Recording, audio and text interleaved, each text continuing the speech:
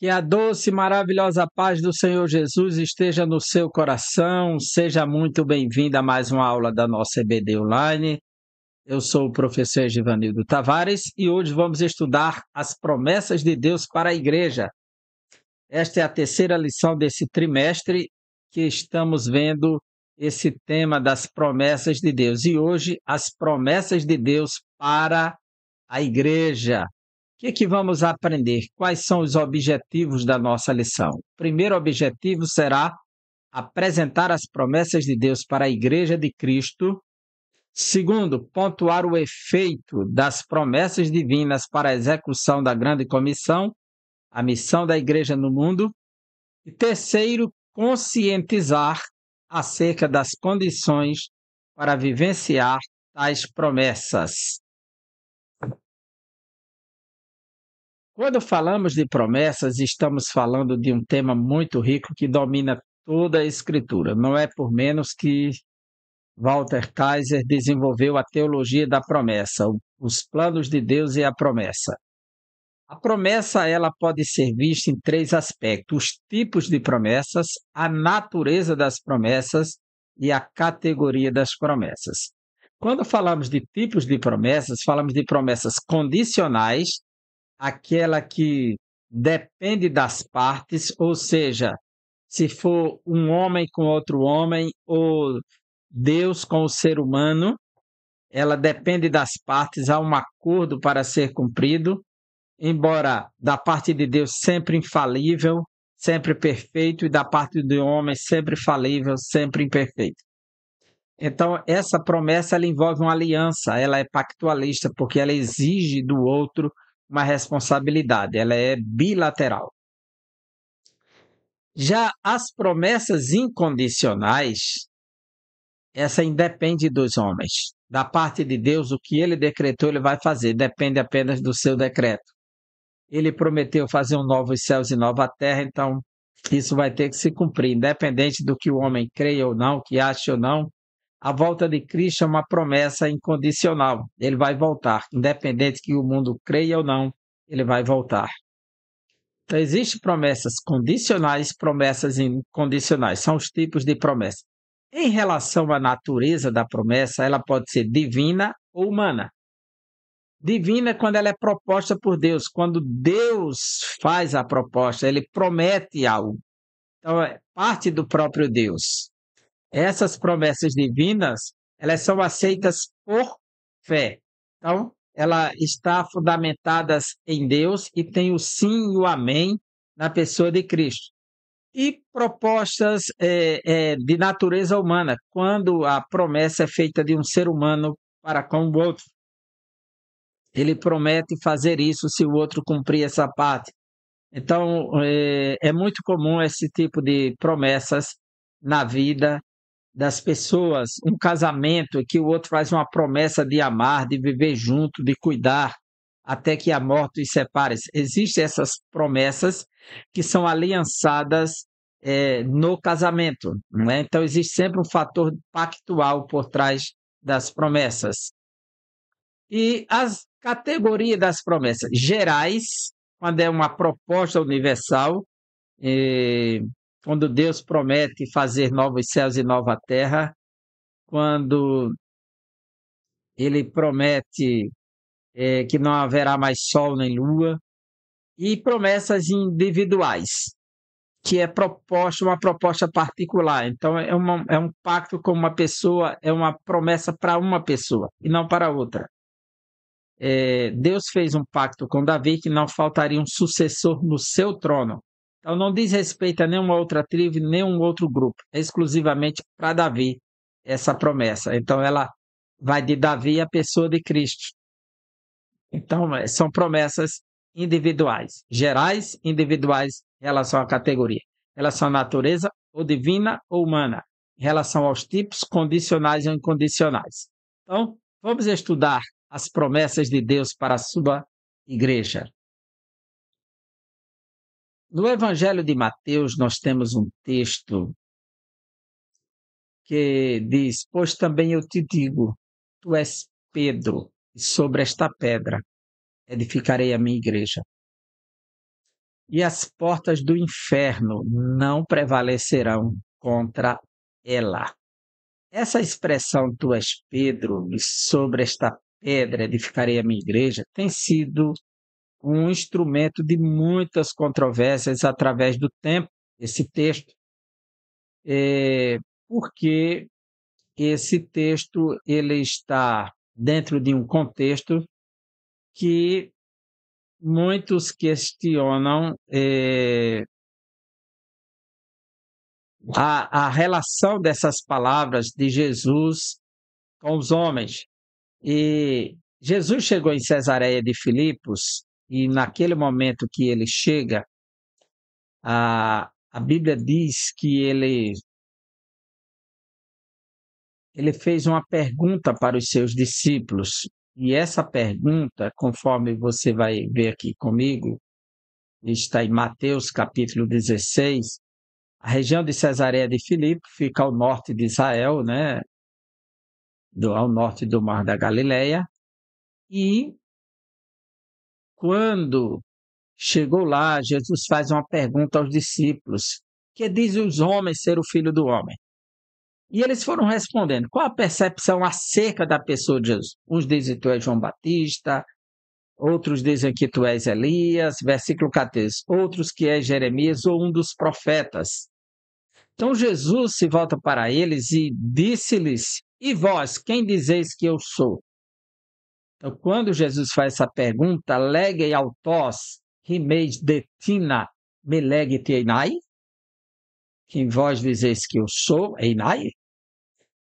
E Simão Pedro, respondendo, disse-lhe: tu és o Cristo.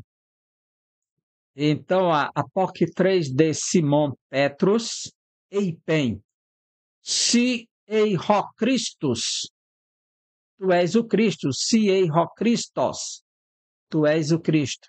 O Cristo que está aqui, Christos, é a palavra hebraica Machia. Tu és o Machia, o Messias em hebraico. Em grego é Christos, que quer dizer ungido, que a palavra Machia quer dizer que ele recebe o óleo sobre a cabeça. O ungido. Só que Pedro continua e diz assim: o Filho do Deus vivo, Ho-Ruios tuteu tuzontos. Ho-Ruios, o Filho tuteu do Deus, tuzontos, vivo. Ou seja, o Cristo, ele é divino, ele é filho de Deus. O Filho do Deus vivo. E Jesus olha para Pedro e Jesus respondendo disse-lhe: bem-aventurado és tu, Simão Barjonas. Essa expressão Simão Barjonas, Bar quer dizer filho, e Jonas, filho de Jonas, o filho de Jonas. Jonas, que em hebraico pode ser traduzido como filho de João. Alguns traduzem Simão, filho de João, outros Simão, filho de Jonas. Então Jesus responde para ele: apócrifes de Roiesu eipen autu. Macários, bem-aventurados ou bem-aventurado ou bem feliz. Ei, Simão Barchiona, Barchionã, Simão filho de Jonas. Hoti saxikai kaima uki apocalipsen. Quer dizer, porque não tu revelou, quer dizer, apocalipsen, quer ver a palavra apocalipse, dessa palavra revelação, a carne e o sangue. Então, hoti saxikai haima. Nem foi a carne, a natureza humana, nem o sangue, mas meu Pai. Alô, Ropater Mu, que está nos céus. Ro entóis uranós, que está nos céus. Aí Jesus vai e diz assim: eu também te digo que tu és Pedro. Cagó de soi lego hot si ei Petros. e sobre esta pedra, tu és Pedro, tu és Petrus, cai epitauteten Petra, e sobre esta pedra, Petra, Petrus, Petra. Aí Jesus diz, oikos, que é casa, oikodomesso. Oikodomesso. O verbo aqui é edificar uma casa. Oikodomesso, edificarei no futuro. Edificar. Mu, minha te eclesia, a minha eclesia, a minha igreja. A palavra eclesia que está aqui, de ek, que é para fora, e klesia, do verbo kaleo, klesia, que é o verbo chamar, chamar fora ou para fora. Era uma palavra comum entre os gregos no quinto século antes de Cristo,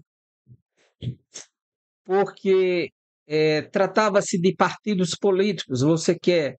Você não concorda com aquele grupo, então você chamava à parte os que estavam pensando como você e se reunia. E ali terminava se formando um novo partido, um novo grupo. Então, essa palavra eclesia, ela tem a ideia de formar uma nova comunidade, um novo grupo, um novo partido. E Jesus diz que vai edificar a sua eclesia, a sua comunidade, a sua igreja. Esse termo igreja não é um termo sagrado, porque ele já era utilizado na política, no dia a dia. No Antigo Testamento, ele representa a reunião das tribos de Israel, ele representa a reunião dos grupos que queriam batalhar contra o povo de Deus, as nações confederadas e aliançadas para atacar Israel, era chamada de eclesia. É sempre uma ideia de ajuntamento, uma reunião particular. Então, essa é tirar fora daquele grupo e se reunir com aquele que propõe a nova visão, o novo olhar, a nova base. E Jesus diz que ele vai edificar a sua igreja, ou seja, ele chama para fora. Para fora de quê? Muitas vezes essa palavra é interpretada como para fora do mundo. Não, não, em nenhum lugar se traduz assim, para fora do mundo, porque Jesus diz, vocês estão do mundo e eu não tiro vocês do mundo. Agora, vocês do mundo não são. Estão, mas não são. E ele orou em João, dizendo assim, Pai, eu rogo por este, que não os tires do mundo, mas que os guardes do mundo. Então, essa oração está em João, eu acho que é o capítulo 17, na oração sacerdotal, e ele pede que não tire do mundo. Então, essa palavra dizer, que significa sair do mundo, não se encaixa com as Escrituras, porque ele diz assim, capítulo 17 do Evangelho de João, versículo 9, diz assim, e por eles que eu rogo, não rogo pelo mundo, mas por aqueles que me deste, porque são teus. Ora, todas as coisas são minhas. Não, aí ele não roga pelo mundo, mas roga somente por eles. Agora vamos mais em frente.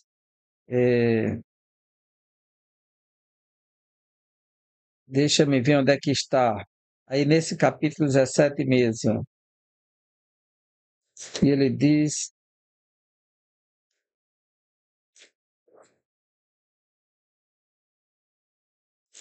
Versículo de número 14. Eu lhes tenho dado a tua palavra e o mundo os odiou, porque eles não são do mundo, como também eu não sou. Não peço que os tires do mundo, e sim que os guardes do mal.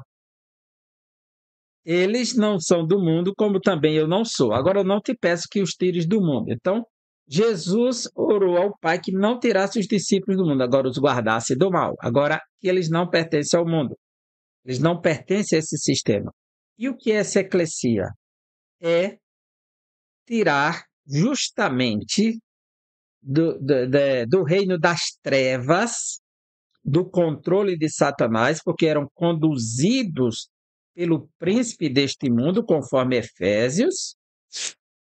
O príncipe deste mundo, capítulo 2 da carta aos Efésios, diz assim, versículo 2, capítulo 2, versículo 2, e nos quais andastes outrora, segundo o curso deste mundo, segundo o príncipe da potestade do ar, do espírito que agora atua nos filhos da desobediência, entre os quais também todos nós andamos outrora segundo as inclinações da nossa carne, fazendo a vontade da carne e dos pensamentos, e éramos por natureza filhos da ira, como também os demais.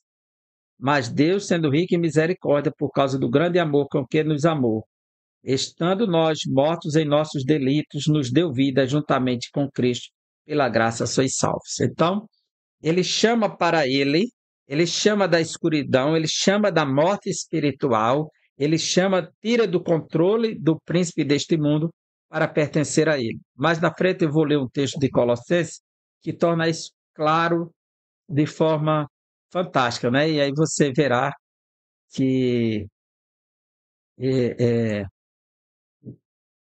é dessa forma que Jesus atua, né? Veja só. Então, pois também eu te digo, tu és Pedro, e sobre esta pedra. Que pedra? Essa expressão, esta pedra, tem sido instrumento de debate. Por quê? Jesus chegou em Cesareia de Filipos e fez uma pergunta, e essa pergunta é sobre a identidade dele. Quem dizem os homens que eu sou? Qual a percepção dos homens acerca de Jesus? Uns dizem que tu és Elias, Jeremias, alguns dos profetas, João Batista. Aí a pergunta de, e vós quem dizeis que eu sou? Está perguntando sobre a sua identidade, a sua pessoa. E Pedro foi cheio do Espírito Santo, foi Jesus quem disse. Não foi carne, não foi sangue que lhe revelou isso. Não veio da vontade humana, mas veio do Pai. Que para conhecer quem é o Filho, tem que receber a revelação do Pai. Até hoje, o pecador só pode reconhecer que Jesus é o Senhor se o Espírito Santo lhe convencer do pecado, do juízo e da justiça.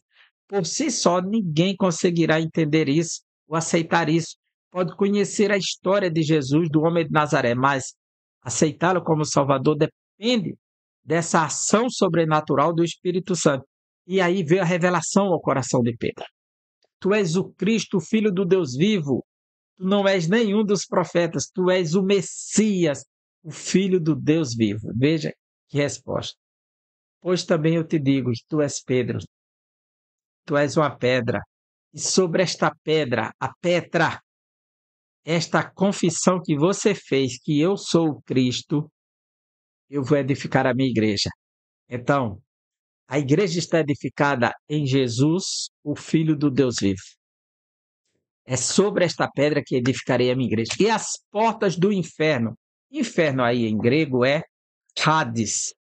É a palavra que você pode ver aqui comigo, essa palavra aqui, ó. Eclesia. E a pilai, as portas. E aí vem a palavra pilares, né? Hadu. Hadu, que é a palavra Hades, quer dizer mundo dos mortos. O catisquissusim alteis não prevalecerão contra ela, não vai resistir à minha igreja. Ou seja, a minha igreja, ela não vai ficar no mundo dos mortos. A minha igreja vai vencer a morte, porque Jesus ia para a cruz, seria sepultado e venceria a morte para nos dar esperança que a sua igreja não fica no mundo dos mortos. Muitas pessoas interpretam esse texto que a igreja não pode sofrer perseguição, não será destruída, não será vencida. É verdade que ela nunca será vencida por ser o corpo de Cristo. Ela nunca será destruída por ser o corpo de Cristo. Mas o texto aqui diz respeito, o triunfo da morte não vai mais existir, porque Cristo triunfou sobre a morte. Então as portas do Hades não seguram a minha igreja. Por isso que a proposta é: onde está, ó morte, a tua vitória? Onde está o aguilhão da morte? Tragada foi na vitória, porque Cristo venceu a morte, nós venceremos a morte também. Essa é a proposta. Verdade prática. As promessas de Deus para a igreja são gloriosas. Promessas de vida eterna, de poder e glorificação final do nosso corpo. A igreja, ela já é resposta de uma promessa. A igreja é a resposta de uma promessa. Promessa essa que está lá em Joel, capítulo 2. A igreja já é resposta de outra promessa. Jesus disse: edificarei a minha igreja as portas do inferno. E prometeu que as portas do Hades não ia prevalecer contra ela. Mas, do começo ao fim, a igreja vivencia as promessas do Senhor. A nossa introdução nos diz: a igreja de Cristo é portadora da promessa gloriosa de Deus. Ela foi idealizada pelo Pai, porque Efésios capítulo 1, versículo 3 diz que Deus nos elegeu nele antes da fundação do mundo. Foi edificada por Cristo na sua ressurreição. Por isso que o verbo é futuro: edificarei a minha igreja. Então ele ressuscita e sopra sobre os seus discípulos em João capítulo 20. Recebei o Espírito. E é guiada pelo Espírito Santo. E aqui eu diria, foi inaugurada pelo Espírito Santo no dia de Pentecostes, Atos 2. Projetada na eternidade por Deus, edificada pelo Filho na ressurreição, inaugurada pelo Espírito no dia de Pentecostes. É a comunidade dos salvos, a igreja. A comunidade é aquele grupo que tem tudo em comum. Estão aliançados no mesmo corpo, na mesma tradição, na mesma fé, no mesmo espírito, na mesma esperança, no mesmo batismo. É a comunidade dos salvos em Cristo Jesus para adorá-lo, servi-lo e ser a agência propagadora do Evangelho de Jesus. A igreja é um povo que tem uma missão. A igreja não pode viver sem essa missão de comunicar o Evangelho, sob hipótese alguma. Ela tem essa responsabilidade de comunicar o Evangelho de Jesus Cristo. Por isso, nesta lição, estudaremos a respeito da natureza das promessas divinas feitas à igreja, as promessas propriamente ditas e as condições por viver essas promessas de Deus para ela. A natureza da promessa de Deus para a igreja. Qual a sua natureza? A promessa, ela é sobrenatural, a promessa é espiritual, a promessa é divina e a promessa de sinais sobrenaturais. Essa aqui é uma das características da natureza da promessa. E é uma das promessas relacionada à igreja, a promessa de sinais sobrenaturais. O que acontece é que os 4 evangelhos, 3 seguem uma sequência, eles estabelecem o que se chama de grande comissão pelos sociólogos da missiologia, ou missiólogos. A grande comissão, ou seja, o grande mandamento, que é ide, ensinai e batizai. Então a igreja tem que ir, a igreja tem que ensinar e a igreja tem que batizar. Ide, ensine e batize. A grande comissão, e essa grande comissão, ela tem uma promessa de ser seguida de sinais. Nós vemos em Mateus, capítulo 28, quando Jesus se apresenta aos discípulos, diz assim, versículos 18 a 20. Jesus, aproximando-se, falou-lhes, dizendo: toda autoridade me foi dada no céu e na terra.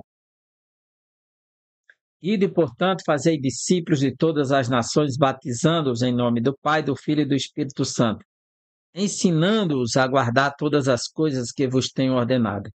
E eis que estou convosco todos os dias até a consumação dos séculos. A promessa aqui é da presença contínua e ininterrupta do Senhor Jesus. Essa presença é o que garante a ação sobrenatural no processo do ministério da grande comissão, do cumprimento da grande comissão. Quando a gente vai para Marcos, capítulo 16, que a grande comissão é estabelecida, aí essa ideia de Mateus, eis que estou convosco todos os dias, do registro das palavras de Cristo, ela é apresentada desta maneira, dizendo assim, versículo 15, e Disse-lhes: Ide por todo o mundo e pregai o evangelho a toda criatura. Quem crer e for batizado será salvo. Quem, porém, não crer será condenado. Estes sinais hão de acompanhar aqueles que creem. Em meu nome expelirão demônios, falarão novas línguas, pegarão em serpentes. Se alguma coisa mortífera beberem, não lhes fará mal. E se impuserem as mãos sobre os enfermos, eles ficarão curados. De fato, o Senhor Jesus, depois de lhes ter falado, foi recebido no céu, assentou-se à destra de Deus, e eles, tendo partido, pregaram em toda parte, cooperando com eles o Senhor e confirmando a palavra por meio de sinais que se seguiam. Então o Senhor está com eles, como disse Mateus, todos os dias, estando com eles, cooperando com sinais. Então, a igreja ela tem que vivenciar esses sinais porque faz parte da promessa daqueles que pregarão que os sinais haverão de segui-los e os sinais os seguirão. O Senhor saiu contribuindo com eles. E até hoje a igreja, ao vivenciar esta grande comissão, ela vivencia os sinais. A promessa de revestimento de poder. Essa promessa aqui, com base na promessa de Cristo para seus discípulos em Atos 1, nosso Senhor fez uma promessa de capacitação espiritual. Na realidade, ele diz: esperem a promessa do Pai, porque está prometido no Antigo Testamento. O que Jesus vai fazer é efetivar, executar a promessa do Pai. João Batista diz: eu batizo com água, mas ele batizará com o Espírito Santo. Então, o que ele vai fazer é batizar, executando a promessa do Pai. E essa promessa de revestimento de poder é o que, de fato, autentica a igreja para ser igreja. É o que, de fato, fundamenta a igreja. Ela vai acontecer e será registrada no livro de Atos, nessas passagens de Atos 1 e 8, Atos 2, depois vai para outros textos de Atos que eu vou estar mostrando mais na frente, o progresso dessa revelação para mostrar que a igreja está se expandindo e chegando no mundo e que a igreja é essa comunidade, esse povo que está debaixo do poder de Deus, que está sendo conduzida pelo poder de Deus. Então, essa capacitação espiritual, veja, Jesus diz que os seus discípulos já estavam limpos pela palavra, em João capítulo 13. No capítulo 17, ele diz que eles já estavam santificados na palavra. No livro de João, fica claro como eles estão dentro da vontade de Deus o tempo todo. Já receberam autoridades para expulsar demônios, curar enfermos, mas esse grupo apostólico, eles precisam assumir uma responsabilidade da parte de Deus, que serão capacitados para tal. É se tornar o fundamento da igreja. Jesus ressuscita, passa 40 dias dando instruções do reino e manda que eles aguardem, porque a igreja seria inaugurada, se tornaria pública para o mundo quando, de fato, acontecesse aquilo que foi dito. Eu batizo com água, mas vocês serão batizados com o Espírito Santo. Então, essa é a promessa do Pai que tinha que acontecer para a igreja. Em Atos, capítulo 1, versículo 8, fica muito claro quando Jesus diz que essa capacitação os tornariam testemunhas do próprio Cristo. Capítulo 1, versículo 8. Mas recebereis poder ao descer sobre vós o Espírito Santo, que indica que o Espírito Santo não havia descido sobre eles. O Espírito Santo só pôde ser dado quando Cristo fosse glorificado. Mas o que dizer do Evangelho de João, capítulo 20, versículo 20, eu acho que é o 21, deixa eu ver, 22. E havendo dito isto, soprou sobre eles e disse: recebei o Espírito Santo. Olha, esse texto aqui, ele fala do estabelecimento da base da igreja como a nova criação. Nós sabemos que, desde que Jesus chamou os discípulos, que ele começou a moldá-los, trabalhá-los, para que se tornassem suas testemunhas. Mas isso se completa plenamente no dia de Pentecostes. E aqui podemos entender que é um ato simbólico da nova criação, porque é o único texto que vai dizer que Jesus soprou sobre eles para receber o Espírito, assim como Deus soprou sobre Adão. A expressão grega que está aqui é a mesma que está na Septuaginta, em Gênesis, que Deus soprou sobre Adão. E nem todos os apóstolos estavam aqui nesse primeiro aparecimento de Jesus, que se era para a classe apostólica, e aquele que não estava, como é que fica? Que não recebeu este sopro. Então, mas aqueles que estão representam os demais, que não estão. Então, o texto de Atos diz que recebereis o Espírito que há de vir sobre vós, e sereis minhas testemunhas, tanto em Jerusalém como em toda a Judéia e Samaria até os confins da terra. E os textos de Atos todos confirmarão que o Espírito desceu a partir do dia de Pentecostes. Não só desceu aqui o revestimento de poder, mas o Espírito Santo. E isso se tornará claro também em Atos capítulo 8, né? Em Atos capítulo 10 e em Atos capítulo 19. Veja só, a promessa do revestimento de poder. Com base na promessa de Cristo para seus discípulos, em Atos 1, Nosso Senhor faz uma promessa de capacitação espiritual. Ou seja, quando ele diz, mas recebereis o poder ao descer sobre vós o Espírito Santo, sereis minhas testemunhas, tanto em Jerusalém como em toda a Judéia e Samaria, e até os confins da terra. Veja que a igreja só começa a pregar a partir desse momento, do dia de Pentecostes. Então ela se torna uma testemunha porque o Espírito Santo a inaugurou, batizando toda a igreja, sem exceção, os 120. Né? Todos estão batizados agora com o Espírito Santo. E agora a igreja foi inaugurada por esse batismo, assim como João estava formando a comunidade com o batismo das águas. Aí diz o texto sagrado, a promessa que Jesus vai derramar sobre eles é a promessa do Pai. Em Lucas capítulo 24, está escrito assim, Lucas capítulo 24, versículo 49, diz assim, e eis que envio sobre vós a promessa de meu Pai. Permanecei, pois, na cidade até que do alto sejais revestidos de poder.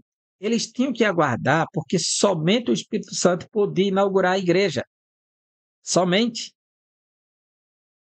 Não é que eles não... Aqui é muito mais uma ideia de formar uma comunidade testemunha do que uma pessoa individualmente. Né? É muito mais a ideia da capacitação para ser uma testemunha global da pessoa de Cristo do que uma pessoa isolada. É muito mais. Por isso que eles, sobre vós, a promessa do meu Pai, é sempre uma ideia plural e não individual. Em Atos, capítulo 1, versículos 4 e 5, mais uma vez, Jesus repete, Atos 1, 4 e 5.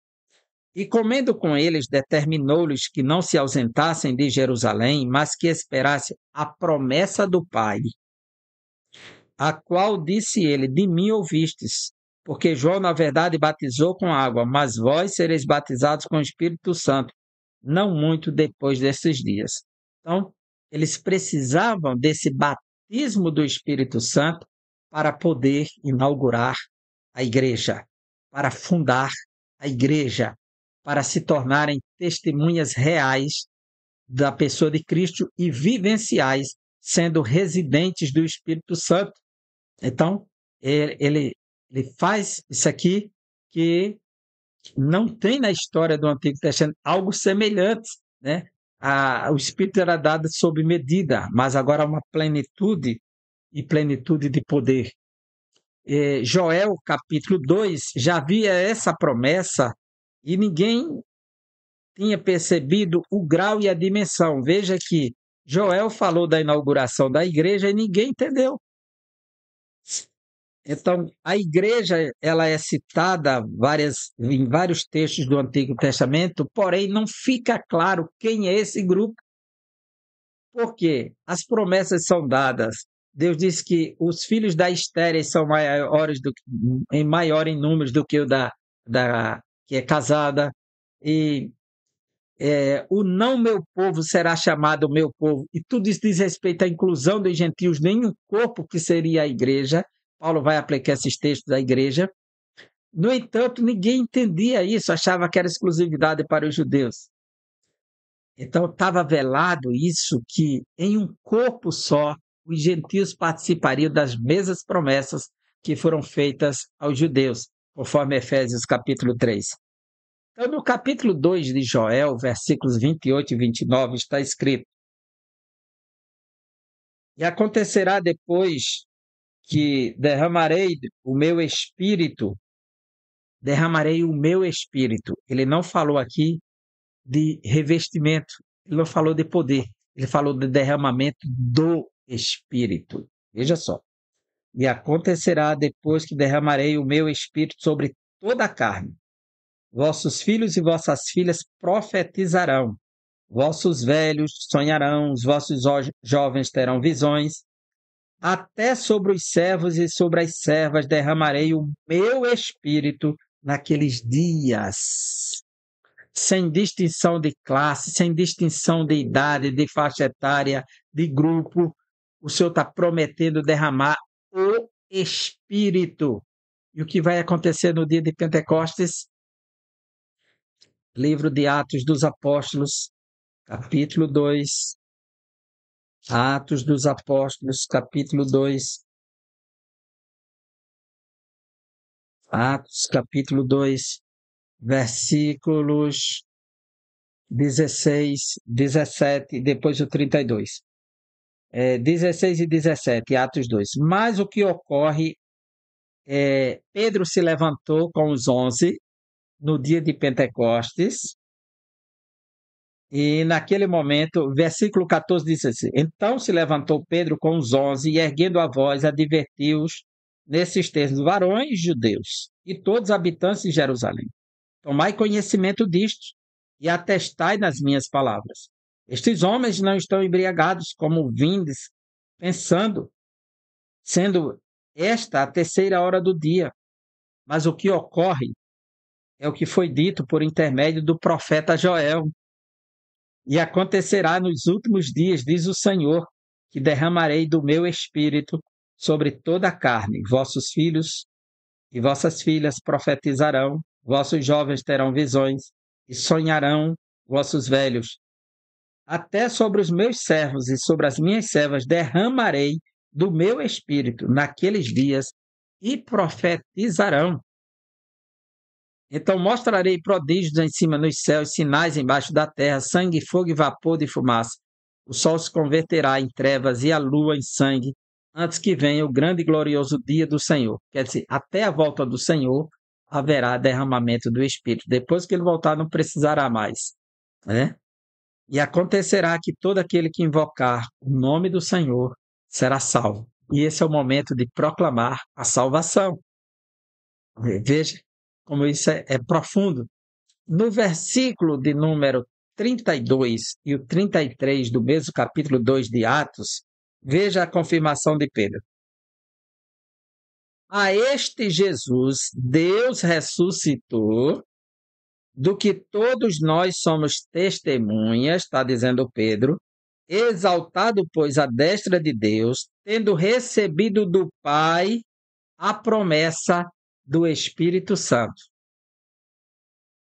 Não é a promessa de outra coisa, é do Espírito Santo. Ele não tinha sido derramado, não chegou, a comunidade toda agora se torna a residência do Espírito Santo e vem batizando-os no poder, batizando-os no Espírito, para que todos se tornem uma só comunidade testemunhal do poder de Deus. A promessa do Espírito Santo derramou isto que vedes e ouvis. Veja como é claro isso aqui, como é profundo também ao mesmo tempo. E na carta aos Gálatas, capítulo 3, versículo 14, o apóstolo Paulo vai dizer que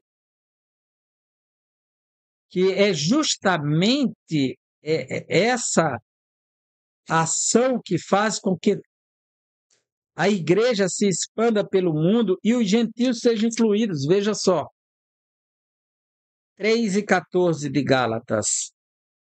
Para que a bênção de Abraão chegasse aos gentios em Jesus Cristo, a fim de que recebêssemos pela fé o Espírito prometido.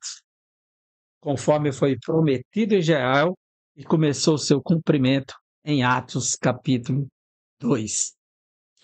Promessas espirituais para uma instituição. Então, essa igreja agora está revestida do poder, capacitada de forma sobrenatural para ser testemunha de Jesus Cristo. Por isso que até a volta do Senhor, todo aquele que invocar será salvo, a igreja tem que testemunhar. E promessas espirituais para uma instituição espiritual. Ao longo das Escrituras, percebemos que a igreja foi forjada espiritualmente em Cristo. Ela foi forjada. E esse forjamento fica claro quando o apóstolo Paulo diz em Efésios 1:3: Bendito Deus e Pai de nosso Senhor Jesus Cristo, que nos tem abençoado com toda a sorte de bênção espiritual nas regiões celestiais em Cristo. Então, ela recebe bênçãos espirituais, promessas espirituais. Romanos 15 e 27, ele diz que Paulo está fazendo uma coleta entre os gentios para levar para Jerusalém, e ele diz assim, essa coleta, porque está havendo uma fome naqueles dias, no dia do imperador Cláudio, capítulo 15, versículo 27, diz: E isto lhes pareceu bem, e mesmo lhes são devedores, porque se os gentios têm sido participantes dos valores espirituais dos judeus, devem também servi-los com bens materiais. Se desfrutam das bênçãos espirituais agora dos judeus, devem contribuir com bens materiais. Em 2 Pedro, capítulo 2, versículo 5, o apóstolo Pedro também nos mostra que, no capítulo 2, versículo 5, que a igreja é um povo, uma instituição espiritual. Veja, 2 e 5. E não poupou, perdão, estou em 2 Pedro, é 1 Pedro 2 e 5. E também vós mesmos, como pedras vivas que vivem, sois edificados casa espiritual para ser de sacerdócio santo, a fim de oferecer de sacrifícios espirituais agradáveis a Deus por intermédio de Jesus Cristo. Então a igreja está forjada em Cristo, ela recebe promessas espirituais. É isso que nós temos que estar observando aqui. E aí diz assim, notemos como Jesus se refere à igreja em Mateus: edificarei a minha igreja. A palavra grega para igreja aqui é eclesia, é um termo que remonta a uma reunião de pessoas. Aí o autor diz, chamados do mundo para participarem ativamente no reino de Deus. Chamados no mundo, né? Porque Colossenses 1:13 é o texto tremendo que ele nos mostra que a ação de Deus, por isso Jesus, não peço que os tire do mundo, mas que os guardes do mundo, que do mundo eles não são. Que o que Deus fez aqui? Ele estava debaixo da orientação de Satanás, estavam mortos de delitos e pecado, ele ressuscita, faz assentar com ele. E aí diz assim, ele nos libertou do império das trevas e nos transportou para o reino do Filho do seu amor. Ou seja, ele sai do mundo da prisão, do império das trevas, agora foi chamado para fora desse império das trevas para participar do reino do Filho, do reino do amor. Essa é a comunidade do Senhor, a sua igreja. As promessas de Deus para a igreja. Não sei se você percebeu, se você leu a sua lição, mas o autor, ele repete praticamente o capítulo 1 no capítulo 2, principalmente o tópico 2, 2 e 2. Promessa de vida eterna. O estabelecimento da grande comissão de nosso Senhor, como vimos em Mateus 28, Marcos 16, constata-nos que a primeira grande promessa da igreja é a de vida eterna. E essa promessa de vida eterna é a salvação em Cristo Jesus. Veja que em 1 João 5 e 25, fica muito claro quando o apóstolo João diz assim, 2 e 25. E esta é a promessa que ele mesmo nos fez, a vida eterna. Esta é a promessa que ele nos fez, a vida eterna. Na carta do apóstolo Paulo a Tito, capítulo 1, versículo 2, ele diz assim: na esperança da vida eterna que o Deus que não pode mentir prometeu, e aqui é promessa, viu? Antes de todos os tempos eternos, ou seja, ele já havia prometido antes dos tempos eternos. Imagina, antes da criação. Então, antes de tudo, ele já havia prometido que ele teria uma comunidade que receberia a vida eterna.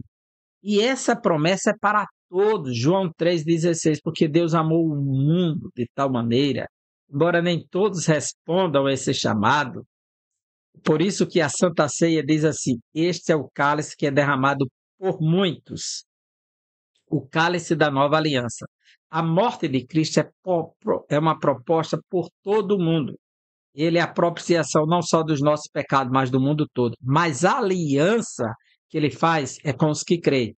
Então, nem todos crerão. Então, o texto diz assim, este é o sangue da nova aliança que é derramado por muitos, ou seja, só por aqueles que creem. Não tem aliança para quem não crê. É aliança, a nova aliança, só para quem crê. Em João 5,14, 5,24, ele vai dizer assim, Evangelho de João 5,24. Olha só que maravilha, 5,24. Em verdade vos digo, quem ouve a minha palavra e crê naquele que me enviou, tem a vida eterna. Não entra em juízo, mas passou da morte para a vida. Ele não terá a vida eterna, ele já tem essa garantia em Cristo Jesus. Então, todo aquele que está em Cristo está no fundamento das verdades essenciais das promessas. O sim e o amém de Deus estão centrados na pessoa de Cristo. Quem está em Cristo já vivencia as realidades futuras no presente. Existe um sim e um ainda não. Embora estejamos sujeitos à morte, mas não estamos sujeitos a ficar eternamente na morte, porque as portas do Hades não podem prevalecer contra a igreja.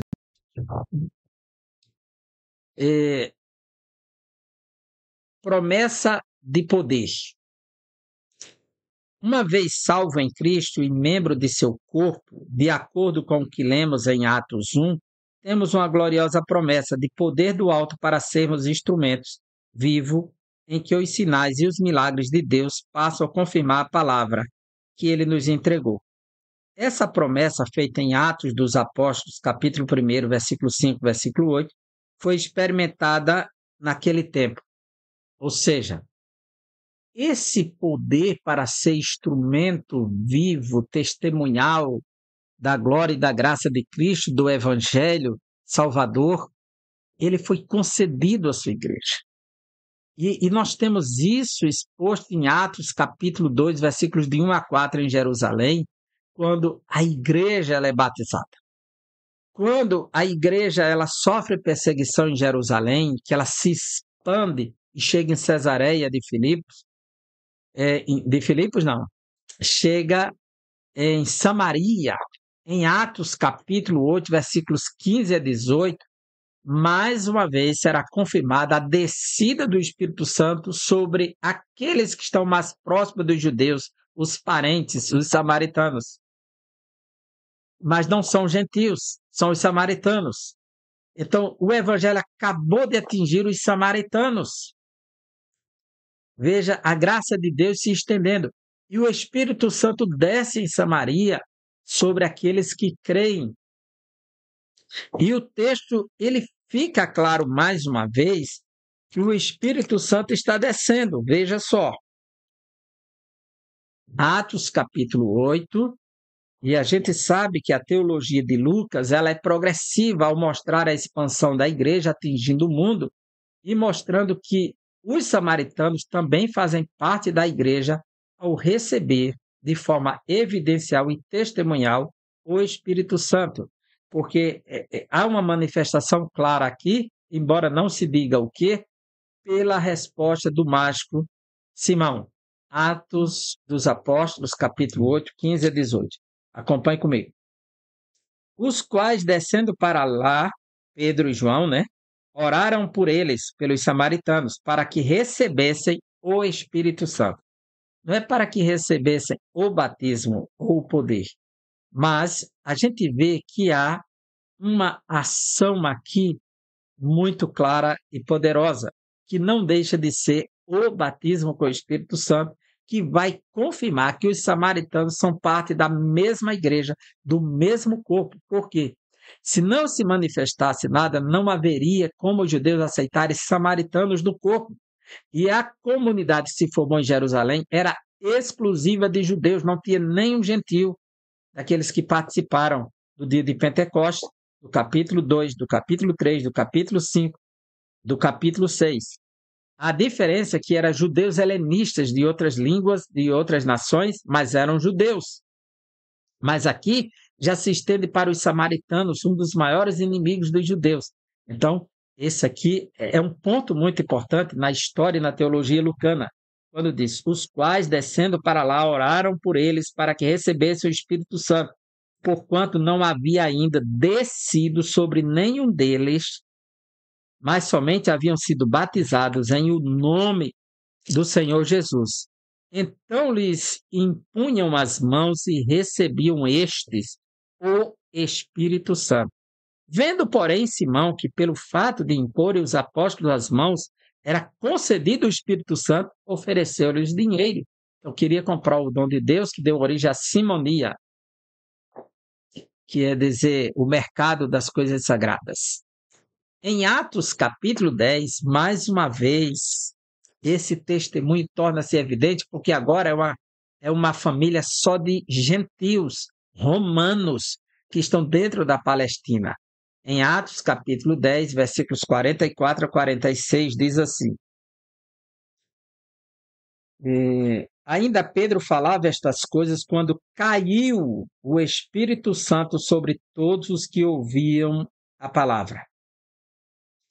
E os fiéis que eram da circuncisão, que vieram com Pedro, os fiéis judeus, da circuncisão, admiraram-se, porque também sobre os gentios foi derramado o dom do Espírito Santo, pois os ouviam falando línguas e engrandecendo a Deus.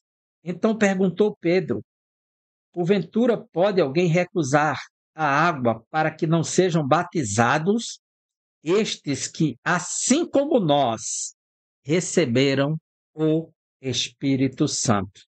E ordenou que fossem batizados em nome de Jesus Cristo. Então lhe pediram que permanecessem com eles por alguns dias. Enquanto em Samaria o povo foi batizado antes e receberam o Espírito depois, aqui em Atos eles são batizados primeiro no Espírito, recebem o Espírito e o poder de Deus e os dons ao mesmo tempo, para depois serem batizados nas águas. Veja que coisa linda, que coisa tremenda. E isso foi importante para Pedro. Isso é notório que Deus agiu necessariamente por conta de Pedro aqui, está lidando com uma classe só de gentios. E depois, em Éfeso, existe um grupo que diz que são seguidores da mensagem de João Batista, mas nunca ouviram falar do Espírito Santo. Se João era um pregador do Espírito Santo, dizia que eu batizo com água, mas ele batizará com o Espírito Santo, foi ele que disse que aquele que Deus disse para ele, aquele que vires descer o Espírito, esse é o Messias. Então, ele falava do Espírito Santo e esse grupo disse que segue a João e nem ouviu dizer que existe o Espírito Santo. É estranho, né? Então, eles receberam de alguém que passou por meio de outro, eram apenas seguidores de uma tradição religiosa, mas não conhecia. Então, Paulo vai orientá-los através do evangelho real, vai batizá-los nas águas e depois impor as mãos para que recebam o Espírito. Veja só, Atos 19. Versículos, aqui Atos 19, vou ler até o versículo do 2 ao 6. Perguntou-lhes, recebestes porventura o Espírito Santo quando crestes?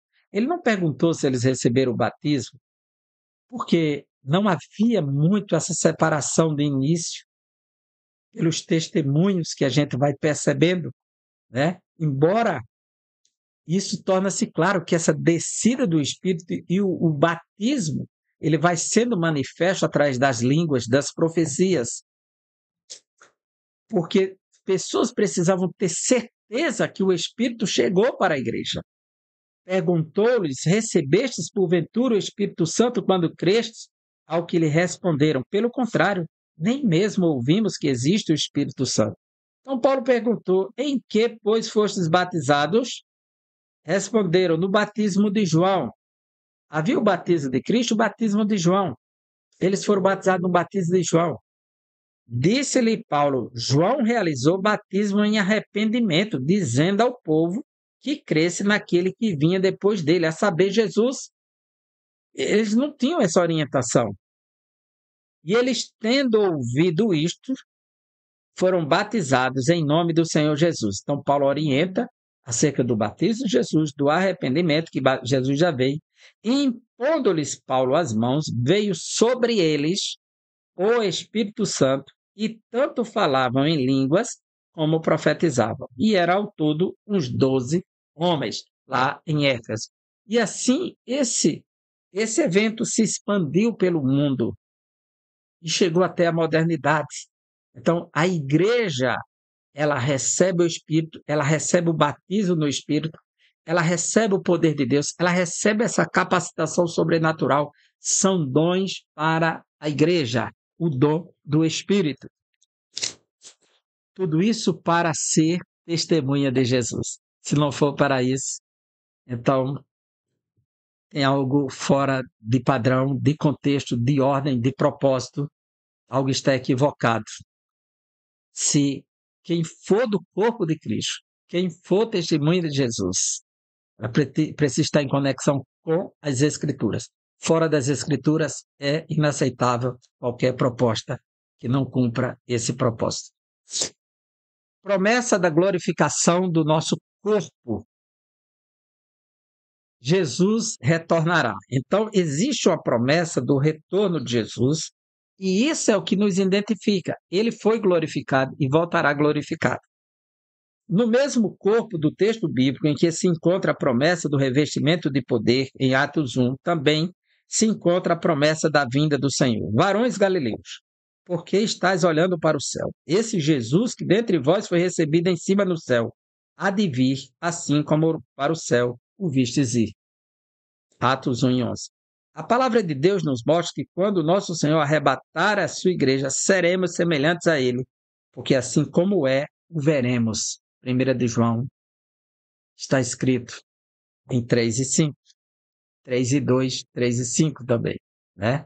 E em 1 Coríntios 15, 51 e 54, o apóstolo Paulo vai dizer assim, por isso que seremos semelhantes a ele. 1 Coríntios 15, 51 a 54, diz o texto sagrado: Eis que vos digo um mistério, nem todos dormiremos, mas transformados seremos todos, Veja, todos que pertencem a Cristo têm as mesmas promessas para toda a igreja. Num momento, num abrir e fechar de olhos, ao ressoar da última trombeta, a trombeta soará, os mortos ressuscitarão incorruptíveis e nós seremos transformados. Porque é necessário que este corpo corruptível se revista da incorruptibilidade, que o corpo mortal se revista da imortalidade. Que quando este corpo corruptível se revestir de incorruptibilidade e o que é mortal se revestir da imortalidade, então se cumprirá a palavra que está escrita: tragada foi a morte pela vitória. Condições para viver a promessa de Deus. O próprio texto já diz condições. Observe, este capítulo 3 está abordando sobre as promessas condicionais. Pois as promessas incondicionais não dependem de fé, nem de fidelidade humana, nem de obediência, mas do decreto de Deus. O que ele decretou vai acontecer, indiscutivelmente. Então, esse capítulo aqui está tratando exclusivamente das promessas condicionais. As incondicionais não exigem nada de ninguém, a não ser o prometimento de Deus, e aquele que é fiel vai cumprir a todo custo. Então, é preciso crer.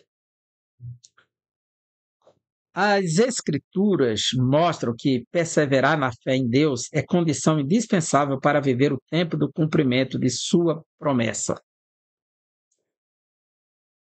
O escritor aos Hebreus nos mostra que duas coisas estão ligadas: o crer, que é a fé, e a paciência.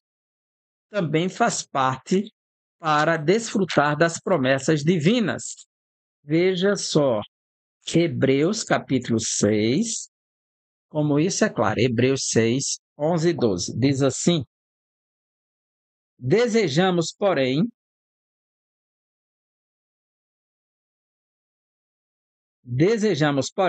continue cada um de vós mostrando até o fim a mesma diligência para a plena certeza da esperança, para que não vos torneis indolentes, mas imitadores daqueles que pela fé e pela paciência, a outra tradução diz longanimidade, herdam as promessas pela fé e pela longanimidade. Herdam as promessas. No versículo 15 ainda do mesmo capítulo, diz assim: E assim, depois de esperar com paciência, obteve Abraão a promessa. No capítulo 10, versículo 36, veja o que diz, 10 e 36. Com efeito, tendes necessidade de perseverança, outra tradução diz de paciência, para que, havendo feito a vontade de Deus, alcanceis a promessa. Então, é necessário fé e paciência. É preciso confiar no Deus da promessa. Capítulo 10, versículo 23, diz assim, Hebreus 10, 23. Guardemos firme a confissão da esperança, sem vacilar, pois quem fez a promessa é fiel. Quem fez a promessa é fiel. Então, é preciso confiar. E o tópico 2 diz assim: é preciso ser fiel.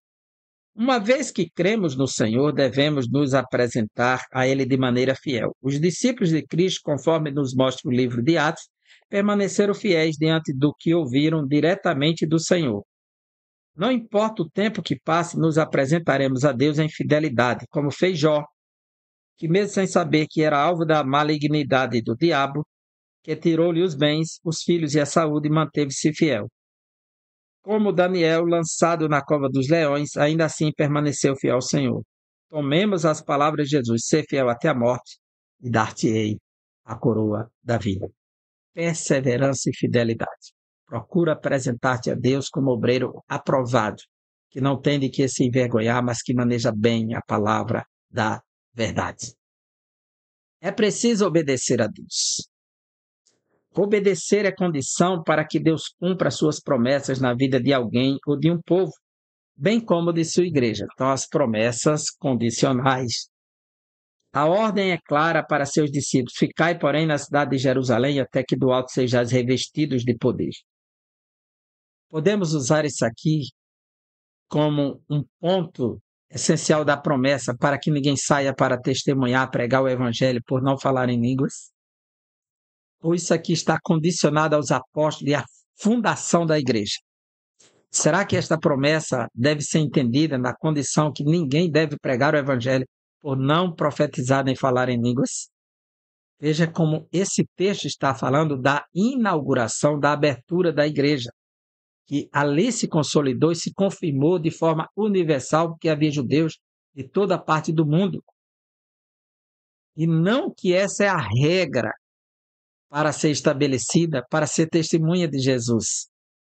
Isso aqui é a forma como o autor colocou o texto, precisamos ser cautelosos, porque aí vamos ter que silenciar muita gente da igreja pelo fato de não ter recebido outros dons da parte do Senhor no seu corpo. Há tanto valor para Deus na obediência que a Bíblia diz que é melhor obedecer do que oferecer sacrifícios. 1 Samuel 15, 22. E a rebelião de Saul foi pior do que o pecado de feitiçaria, que Deus mandou ele fazer uma coisa, ele fez outra. Ele rebelou-se contra a vontade de Deus. E se isso aqui for uma ordem para a igreja, então o mundo todo está numa situação difícil, principalmente porque a grande massa de igrejas evangélicas espalhadas pelo mundo, que não são pentecostais, estão fora do contexto das Escrituras, não podem testemunhar do Evangelho nem de Cristo, e como é que elas crescem com a pregação? É bom repensar isso aqui, né? É interessante refletir sobre isso, porque o texto aqui aplicado a Saul, ligado a esse texto, às vezes ele se torna um pouco criterioso na forma de apresentar. Assim, é tempo de estar na presença de Deus em santa obediência. Pedro diz que em Atos 3,19, para o povo que ele prega, ele chama para a obediência. A obediência é uma condição dos salvos. A fé, ela opera pela obediência. Está escrito, a fé opera pela obediência, a obediência pelo amor. Então, é condição dos salvos. Não podemos pensar em alguém que seja parte da igreja vivendo em desobediência. Ele pode desobedecer, mas não pode viver em desobediência. Então, é preciso obedecer a Deus. A obediência, pois as promessas condicionais, que são bilaterais, ela exige responsabilidade dos dois lados. Deus prometeu abençoar a terra de Israel, mas o povo tinha que obedecer. Se desobedecesse, ele traria juízo, maldição sobre eles. Veja, Atos 3,19. Arrependei-vos, pois, e convertei-vos, para serem cancelados os vossos pecados. Atos 3,19. A fim de que da presença do Senhor venham tempos de refrigério, e que envie ele o Cristo que já foi designado Jesus, ao qual é necessário que o céu receba até o tempo da restauração de todas as coisas, de que Deus falou por boca dos seus santos profetas desde a antiguidade. Conclusão. A promessa de Deus para a igreja de nosso Senhor e Salvador Jesus Cristo são de grande valor espiritual. Como igreja, estamos integrados como membros desse corpo espiritual. Por meio de Cristo, as promessas do Senhor são grandiosas para todos os que fazem parte da igreja. Nele, viveremos as promessas da vida eterna, de poder e da glorificação final do nosso corpo. Os planos de Deus para a sua igreja são infalíveis. E aqui finalizamos mais uma lição e aguardamos você para estudarmos a terceira lição, se o Senhor assim nos permitir. E um grande abraço e até a próxima aula.